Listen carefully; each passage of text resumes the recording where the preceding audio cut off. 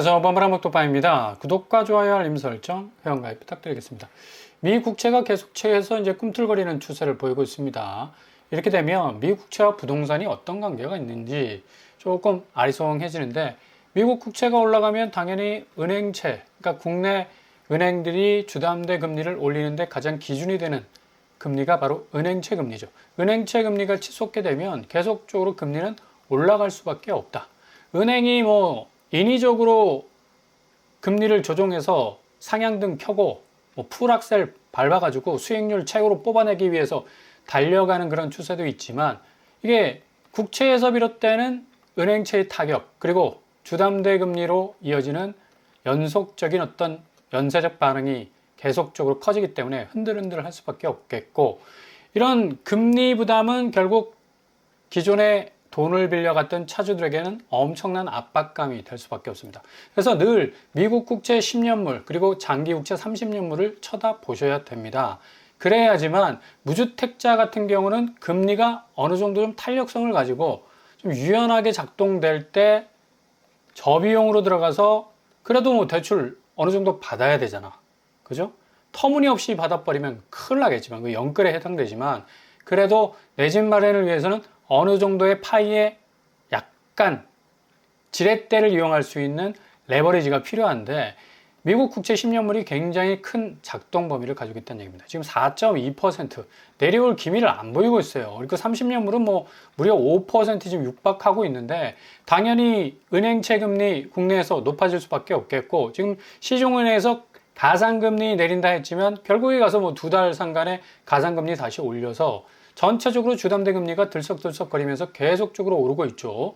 일단 주담대 문턱 올리고 예금 금리는 내려버리는 시소 전략으로 항상 시중은행은 맥시멈한 최대의 어떤 수익률을 뽑아내기 위한 그런 어떤 스탠스를 취하고 있는데, 이러다 보니까 예대금리 차가 1.42% 정도로 격차가 계속적으로 확대가 되고 있다는 얘기입니다.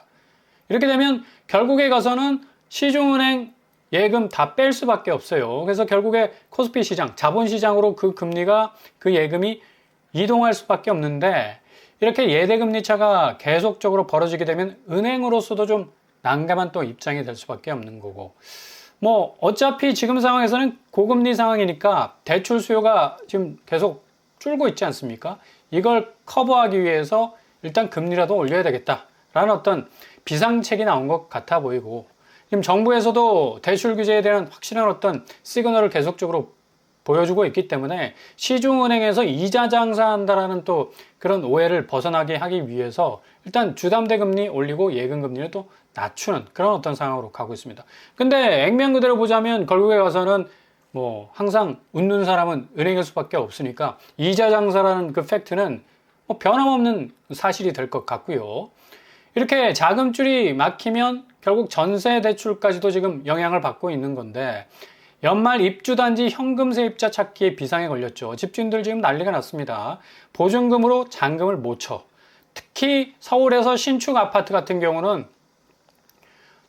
거의 대부분이죠. 대부분의 이 집을 산 사람들 입장에서는 세입자를 들여서 그 보증금으로 잔금을 쳐야 되는데, 이게 원천적으로 이제 완전히 커팅이 돼버렸으니까 627 대출 규제 여파로 인해서 보증금 부분은 상당히 이 난맥 상황에 와 있다라고 볼 수가 있겠습니다. 특별히 강남 지금 전세가가 좀 뚝뚝 떨어지고 있죠. 그만큼 강남 전세가 자체가 굉장히 높았었고, 진입 장벽이 높기 때문에 전세 수요자들, 특별히 또 아파트 전세 굳이 살려고 하는 분들은 강남 쪽으로 고개를 돌릴 이유가 전혀 없는 겁니다. 어차피 내가 내 자금 올로 100% 몰빵해가지고 세입자로 들어가기에는 너무 부담스러운 거니까, 일단 집주인 입장에서는 보증금 활용 못하니까 전액 현금으로 들어오는 세입자에 대해서 좀 우대해주는 스탠스를 취하고 있거든요. 근데 어떤 세입자가 자기 모든 현금을 다 몰빵해서 전세 살려고 하겠습니까? 택도 없는 얘기지. 이렇게 되다 보니까 전세가 월세화 확산되고 있어요. 집주인 입장에서는 어쨌든 현금을 만져야 되니까, 그만큼 지금 환금성이 너무 떨어져 버린 지금 전세 시장 아닙니까? 일단 보증금을 활용을 못하니까. 그러니까 계속적으로 월세로 돌려가지고 반전세 해서 월마다 달마다 들어오는 돈으로 어떻게든 잔금을 좀 치려고 하는데, 이런 이유 때문에 전세값은 강북이 조금 오르고 강남은 내릴 수밖에 없죠. 강북은 일단 전세가가 그동안 저렴하게 계속적으로 내렸으니까 강남은 좀 오르는 추세였는데 이게 이제 수요자들 입장에서는 아파트 쪽으로 전세로 가려는 분들은 선택지가 당연히 이쪽으로 고정이 될 수밖에 없는 거죠. 이렇게 되다 보니까 이제 대출 규제 여파는 전세 시장까지도 엄청난 지금 지형도 변화를 일으키고 있다라고 말씀드릴 수가 있는데 대표적인 샘플이 메이플자이 아닙니까? 지금 전세 물량이 1,800건, 월세 물량이 1,500건, 거의 뭐 비등비등합니다. 그만큼 전세 물량을 월세 물량으로 돌리고 있는 거고 뭐 월세 100만 원, 200만 원, 심지어 뭐 500만 원 받는 것도 있더라고요. 월세 500이면 그래도 달마다 500씩 계좌에 꽂히기 때문에 어느 정도 자기가 필요한 어떤 작은 부분, 잔금을 치는 데 있어서는 상당히 또 도움이 될 수가 있으니까 월세 쪽으로 가는데 근데 잔금이라는 게 또 뭐 목돈을 때려 박아야 되니까 이거 뭐 메이플자이 같은 경우는 한 5억 이상 들어갈걸요, 잔금이. 5억 이상 들이는데 뭐 월세 최대 맥시멈 받아봤자 500만 원 정도인데 뭐 택도 없는 거지. 그러다 보니까 지금 분양권 판매가 계속적으로 이루어지고 있는데 특별히 마포자이 힐스테이트 같은 경우는 분양권 가격이 무려 마이너스 10억까지 지금 나오고 있습니다. 지금 무피로 거래되고 있는데 이게 조금 상황이 전개가 되면 마피까지도 나올 가능성이 높다는 얘기예요. 그만큼 지금 자금 경색, 특별히 고금리 상황, 은행채 5년물, 미국 국채 10년물의 영향을 고스란히 받은 5년물 금리 상황이 지금 4.8% 가까이 지금 올라서고 있었다라는 기사가 2024년에 나왔었어요. 근데 2025년에 판박이로 지금 진행이 되고 있다는 얘기입니다.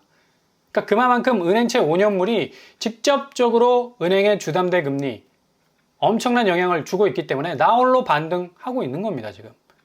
그러니까 은행권이 어떻게 해서든 지금 대출 창구의 셧다운을 통해서 대출 수요를 줄여나가고 있지만 반대적으로 볼 때 기존의 차주에 대한 어떤 금리 공격은 역풍이 불 수 있도록 계속해서 지금 펌프질을 하고 있다는 얘기입니다. 그래서 가계대출 금리는 7개월째 하락을 유지하고 있지만 유일하게 주담대 금리만 지금 오르고 있는 그런 어떤 추세로 가고 있어요. 지금 도표를 보더라도 은행 이 가중평균금리 추이, 가계대출은 조금씩 줄어가고 있죠. 4.21%. 대신에 주택담보대출이 뭐 거의 핵인데 센터 아닙니까? 가장 중심적인 기둥이라고 할 수가 있는데 여기 3.87까지 줄었다가 다시 3.93으로 올라서고 있습니다. 이렇게 금리가 올라서고 있다는 건 결국 기존의 아파트 가치에 상당한 영향을 끼칠 수밖에 없는 거고 이 금리 물고 들어왔을 모든 신축 아파트 집주인들 이제 뭐 이쨌거나 저쨌거나 뭐 어떻게 보면 방법이 없어요. 지금 전세보증금도 확보도 못할 뿐만 아니라 기존에 물렸던 이 대출 부분에 있어서의 금리도 이게 해결 난망, 뭐 엄청난 압박감을 느낄 수밖에 없습니다. 이런 상황에서 서울 집값이 다시 상승세를 지금 확대하고 있다고 하는데 실질적으로 급매가 터진 곳, 그 실거래가가 빨리빨리 이루어지고 그래도 자금이 활발하게 돌아가는 그런 현장은 오히려 떨어지는 파이가 굉장히 큽니다. 강남 3구와 마영성 일부 지역에서 신고가와 최고가가 계속해서 이 상승세를 자극하고 있는 그런 상황인데 이 작은 부분이 큰 시장을 뭔가 좌우하는 듯한 그런 어떤 느낌적 느낌이 들죠. 이게 바로 한국 부동산의 문제점이었습니다. 큰 시장을 정말 작은 지렛대 하나가 뭐 들썩들썩 설악산 흔들바위처럼 흔들흔들 했으니까 그만큼 세력이 있었고 선수들이 있었고 투기적 요소가 아주 굉장히 강했기 때문에 전체 시장을 이렇게 말도 안 되는 어떤 이 자산 가치의 비정상적인 어떤 상승세로 끌고 갔다는 얘기죠. 지금 이 상황이 계속적으로 전개가 되고 있습니다. 정부의 규제를 이겨내려고 결국에 가선 호가세, 그리고 세력, 그리고 투기적인 어떤 수요들이 계속적인 어떤 이상적 기류를 만들어내면서 다시 상승폭을 확대시키기 위한 어떤 움직임을 보이고 있는데 이거 앞으로 고금리 상황까지 지금 맞물리게 되면 글쎄요, 그렇게 지금 드문드문 나오고 있는 신고가, 최고가가 계속될 수 있을까? 한번 지켜봐야 될 것 같고 확실하게 공격적인 공급 양상이 진행되고 뭔가 또 2차 규제가 시그널을 보내게 되면 또 이 살짝 올랐던 상승세는 완전히 꺾여 나갈 가능성이 높습니다. 그리고 달러 인덱스 역시도 환율 우리가 왜 봐야 될까? 1391원까지 올랐는 부동산에 직접적인 영향을 끼칩니다. 특별히 무주택자라면 앞으로 어떤 포인트에 내가 집을 사야 될까? 진입해야 될까? 고민이 많은데 환율이 가장 기준이 될 수가 있어요. 1370원까지 내렸다가 지금 1390원까지 또 올라서고 있지 않습니까? 이게 환율이 오르면 해외 투자, 국내 예금 감소할 수밖에 없습니다. 외국인 증권 투자 동향을 보시면 2022년보다 2024년이 늘었어요. 순매수로 전환하고 있지만 그러나 환율이 오르게 되면 국내에서 해외로 자금이 빠져나갈 수밖에 없겠다. 당연한 수준 아닙니까? 달러 가치가 더 높고 원화 가치가 낮아지는데 당연히 돈은 수익률을 높은 곳을 쫓아서 갈 수밖에 없는 거죠. 통화 유동성 지표를 추이를 보더라도 협의 통화는 계속적으로 이렇게 줄어가는 어떤 상황으로 가고 있다는 얘기. 그만큼 해외 자금들이 밖으로 빠져나갈 가능성. 은행 자금도 지금 파킹되는 어떤 돈들이 지금 빠져나가고 있다는 건 그만큼 앞으로 그 재원으로 은행이 대출을 내줘야 되는데 더 이상 대출 여력이 없어진다는 얘기입니다. 일단 환율과 부동산 시장 뭐 상관없는 지표로 느껴지지만 완전히 다이렉트로 함수 관계에 있다. 그러니까 환율이 너무 올라서 내수 경기 약화되면 부동산 수요도 뭐 위축될 수밖에 없는 거고요. 국내 집값도 중장기적으로 조정 압력이 높을 수, 이게 기본적으로 깔려 있는 환율의 어떤 위험성, 리스크가 전해주고 있는 라인들입니다. 근데 이 라인들 완전히 무시해버리잖아. 끝까지 서울 아파트, 그리고 중심에 있는 아파트는 오른다, 우상향이다, 끊임없이 반등할 것이다. 이게 천만에이션입니다. 기본적으로 지금 금리가 흔들려 가고 있고 환율도 지금 불안해져 가는 그런 상황인데 어떻게 지금 이게 상향으로 계속적으로 오른다는 것은 이거는 그냥 인위적으로 만들어낸 신기루라고 볼 수가 있다는 얘기죠. 그래서 안심하셔도 된다는 얘기예요. 지금 집값 오른다는데 이거 어떻게 된 거예요? 그렇게 염려하고 걱정할 필요가 없다는 얘기입니다. 이렇게 되다 보니까 위험 가중자산 비스 비율이 이제 상당히 문제가 될 수밖에 없는 거고 지금 신한, 하나, KB, 우리 그래서 건전성 부분을 보면 비스 비율이 우리은행 지주가 11.96%로 현저하게 좀 많이 떨어져 있죠. 그러니까 은행도 역시 이런 식으로 자금의 압박을 느끼게 되면 자기가 스스로 자금을 굴려서 대출 사업을 해야 되고 뭔가 영리 사업을 계속적으로 추구해 나가야 되는데 비스 비율이 상당히 좀 걸리적거리는 목에 걸린 가시 마냥 그렇게 작용할 수밖에 없다는 얘기입니다. 결국에 가선 시중은행도 대출 여력 떨어질 수밖에 없고요. 이렇게 된다면 결국 달러 환율이 계속해서 상승하고 있다는 것은 결국 비스 비율도 높일 수밖에 없는 거고 부동산에 좋은 영향을 주지 않는다. 그러니까 자본시장의 어떤 흐름이 이런 식으로 지금 가고 있는데 아니 부동산만 지금 강남 아파트 마용선만 무슨 뭐 용가리 통뼈야 계속적으로 오른다는 시그널을 시장에서 주고 있기 때문에 이것도 일부 세력에 의해서 주어지고 있지 않습니까? 그죠? 그러니까 이렇게 되다 보니까 은행 중기대출 연체율 9년 만에 지금 최고 찍고 있습니다. 금리는 최고에 지금 치닫고 있고 환율도 들썩거려. 부동산 시장, 자산 시장이 지금까지 올랐던 상승 고점 이젠 거의 정점에 다다랐습니다. 떨어질 대로 떨어져야 하는 그런 상황에 와 있기 때문에 지금 위기감을 느낄 수밖에 없는 거고 금리는 오르죠. 자기가 예상했던 기대치만큼 집값이 오르지 못하니까 연체율 발생할 뻥 터지는 겁니다. 그냥 경매로 넘어가는 거죠. 엄청난 공포와 두려움에 휩싸이게 되는 겁니다. 차주 입장에서는. 9년 만에 지금 최고를 찍고 있다고 하지 않습니까? 영끌족의 말로 굉장히 비참해질 수 있는 게 지금 서울 회생법원에 접수된 개인 파산 회생 건수가 8,811건입니다. 4년 전보다 무려 40% 가까이 급증했다는 얘기예요. 그리고 신청자 중에 거의 70% 가깝게 3040 젊은 세대 뭐 거의 자금을 때려박았다라는 어떤 결론이 나올 수밖에 없는데 수도권 영끌이 한 450만 됩니다. 근데 이 중에 100만 가구 파산 가능성 충분히 있다는 얘기죠. 그만큼 자산 가치의 하락, 고금리 상황은 내려올 생각은 안 하고 환율, 자본시장의 대변동성은 앞으로 올드해진 서울 아파트, 특별히 강남과 마용성을 중심으로 해서 어마무시하게 올랐던 상승률은 정말 하루아침에 모래성처럼 깔아앉을 가능성이 어느 때보다도 높다. 지금 갭 투기로 좀 엄청난 지금 시세 차익을 노렸던 곳들 보세요. 지금 광교중 S클래스 44평이 최고가 27억을 찍었는데 지금 17억 거래가 나왔어요. 7월 28일 거래야. 얼마 전 거래입니다. 10억 떨어졌죠.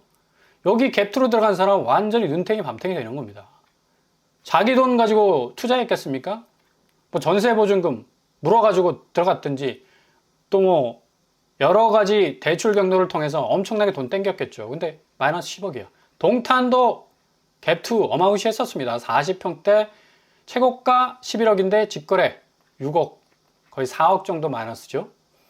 직거래가 무시하지 못할 게 최근 이 트렌드가 뭐냐면 직거래 다음에 그 거래가가 더 떨어져. 예전에는 그렇지 않았습니다. 이건 완전히 개무시했고 일반 거래가로 지금 거래가 됐는데 최근에 이상한 어떤 기류가 계속적으로 흘러요. 직거래 이후에는 직거래보다 더 낮은 가격으로 지금 거래가 되고 있다는 사실. 그리고 양천구 목동 여기도 뭐 갭 투자 뭐 어마무시했었죠. 최고가 20억 찍었었는데 8월 5일 거래가가 거의 10억 정도 떨어졌습니다. 한신청구 어마무시하죠. 대상타운 현대 여기 도봉구 대상타운인데 12억 최고가를 찍었다가 지금 8억. 그러니까 여기도 노도강의 한 축으로 분류가 되는 정말 갭투의 성지라고 불리지 않았습니까? 이 정도로 지금 4억까지 지금 떨어지고 있다는 거는 집주인으로 하여금 굉장히 어떤 불안감을 초래할 수 있는 그런 원인이 될 수가 있겠고요. 그리고 광명시 역시도 어마무시하게 올랐죠. 여기 뭐 신축 분양이 광명 뉴타운을 중심으로 해서 엄청나게 물량들이 쏟아졌었는데 31평이 최고가 10억 찍었다가 지금 5억 9천으로 떨어졌습니다. 거의 반토막 나는 그런 추세로 가고 있고 이게 지금 언론에 정말 심각하게 보도가 되지 않고 있고 오히려 신고가 중심으로 해서 강남과 마영송 쪽만 계속해서 부각이 되니까 오히려 반등하는 것으로 지금 착각이 되는데 지금 갭 투자했던 좀 요지 또 단기간에 올랐던 것들은 거의 개박살 나고 있습니다. 그리고 등촌 아이파크 강서구죠. 강서구 여기도 15억 최고가를 찍었었는데 8억 거의 뭐 8억 정도 반토막 나고 있지 않습니까? 그러니까 주마다 나오는 최대 폭으로 떨어진 동네를 보면 이런 식으로 앞으로의 집값은 황금성을 전혀 결여한 정말 엄청난 자금으로 몰려들었던 사람들이 그 자금 회수는커녕 오히려 그냥 마이너스 돼버리는 마피나 혹은 구축 부분에 있어서 자기가 기대한 만큼 집값이 오르지 못하는 엄청난 괴멸 현상을 경험할 가능성이 높다는 얘기입니다. 성북구도 마찬가지예요. 동일 하이빌 최고가가 18억이었는데 7월 30일 거래를 보면 10억 5천 나왔어요. 거의 마이너스 8억 아닙니까? 그러니까 이런 식으로 지금 어마무시하게 지금 집값이 떨어지고 있는데도 계속적으로 너희들은 여기 보지 마. 오직 오르는 것만 봐라. 해가지고 신고가 최고가만 크리스마스 트리처럼 장식을 하고 있는데 이거 정말 위험합니다. 굉장히 시장을 오판할 수 있는 가능성도 크고 그래서 지금 부동산 편중 자금은 자본시장 대이동 전환점이 돼야 된다. 금감원에서도 지금 밝히고 있고요. 아무튼 지금 뭐 관세 협상이나 금투협 자본시장 현장 전문가 간담회 공동 개최를 했는데 이게 지금 세제 개편 이슈와 맞물려 있어가지고 코스피 시장이 조금 더 흔들리는 거 아니냐라는 그런 또 불안정성 또 나오고 있어요. 3,200선. 이게 좀 잘 해결이 돼야 될 텐데 외국인이 지금 순매수세에서 매도세 1,500억 원 정도 던지는 지난주에 어떤 결과가 나왔었는데 아무튼 코스피 시장도 좀 잘 들여다보셔야 되겠고요. 이렇게 자본시장이 고금리와 환율과 그리고 주담대 부분에 있어서 서로 엮여있는 정말 톱니바퀴처럼 착착착착 돌아가는 하방 압력을 거대하게 받고 있는 상황에 처해 있다. 지금 신고가 최고가는 굉장히 신기루와 같은 현상이다 라고 분명히 알고 계시면 되겠고 자 그렇다고 해서 멍하니 쳐다볼 필요가 없죠. 항시 나오는 무순위 집주가 공공분양 분양가 상한제 아파트 노리셔야 됩니다. 푸르지오 마크베르 송파구에서 무순위 집주비 나올 예정입니다. 다음 주에 나올 예정인데 여기가 5억대죠.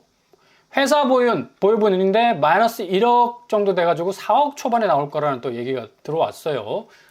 땡큐죠. 이 정도면 5억에서 한 4억 정도 더 떨어져서 나온다면 지난번에 SK 리버뷰 서울에서 분양했던 곳 여기도 분양 전환했던 아파트였는데 한 2억 정도 싸게 나왔어요. 거의 비슷한 케이스라고 보이고 가밀 프로조 마크베르가 지금 33평이 12억 정도 매물로 나와 있습니다. 근데 4억 정도 나오면 충분히 엄청난 메리트를 가지고 있죠. 평면도 탑상형으로 구성이 되어 있고 마크베르 프루지오는 엎어지면 코다을 어디? 송파구입니다. 송파구. 그냥 송파 아파트라고 불러도 돼요. 경기권 하남이라고 부르기에는 굉장히 송파에 그냥 딱 기대어 있기 때문에 상당히 좋은 입지를 가지고 있다라고 생각이 되어지고요. 여기 좀 잘 살펴보시고 같은 송파구 성동구치소 부지 1240가구 중에 툭 떼어가지고 300채 정도를 이익공유형과 지분적립형 이렇게 나오면 송파구에서도 3억 5천대로 초저비용으로 진입할 수 있는 기회를 잡을 수 있는 그런 또 길이 열릴 가능성이 아주 높아집니다. 성동구치소 부지 5금역이 거의 1, 2분이면 도착할 아주 좋은 입지를 가지고 있죠. 여기 옆에 붙어있는 팍팰리스가 16억 7천 정도 하는데 3억 5천 정도에 들어가면 이거 완전히 땡큐라고 볼 수가 있는 거죠. 그리고 DH First Year 아이파크 여기 무순위 줍줍으로 나오게 되면 지난번에 나왔었는데 이번에 또 초기 분양가를 달고 나올 예정인데 소형 평수에서 나올 예정이라고 하네요. 6억, 7억 50AB에서 나올 예정이라고 하는데 여기 지금 25평이 30억 합니다. 와, 어마무시하죠. 근데 가격이 6억대로 딱 나오게 되면 그래도 지금 6억 기준에 어느 정도 들어맞는 분양가가 아닌가라고 생각을 해볼 수가 있겠네요. 이런 무순위들은 뭐 굉장히 컬러풀한 그런 무순위이기 때문에 상당히 좀 메리트가 있는 가격이라고 생각이 되어지고요. 뭐 평범한 5구 제곱 평면을 가지고 있는 곳이라 할 수 있겠습니다. 뭐 교통은 끝판왕이죠, 뭐. 그죠? 예. 뭐 더 이상 설명을 안 해드려도 DH 퍼스트 아이파크 하면 그냥 고개가 끄덕끄덕 할 수 있는 그런 입지를 가지고 있는 곳이라 하겠습니다. 아무튼 627 대책 한 달 반 만에 뭐 고개를 든 서울 아파트값, 강남권 억대 상승세 이거는 몇몇 케이스에 불과하다. 확실히 지금 거래량은 엄청나게 바닥을 치고 있고 거래가, 평균 거래 금액은 기존 14억에서 6억대로 지금 엄청나게 떨어지고 있는데 이거를 왜 보도를 안 하는지 모르겠어요. 정말 확실한 팩트인데 서울 아파트 값이 거의 반토막 날 정도로 올해 2월, 작년도 아니네. 올해 2월 달에 14억이었어요. 평균 거래 금액이. 근데 8월 달 들어서 지금 6억입니다. 6억. 그죠? 엄청난 차이를 지금 보이고 있지 않습니까? 확실하게 조정될 그런 기미가 8월 달에 분명 분수령을 맞이하게 될 겁니다.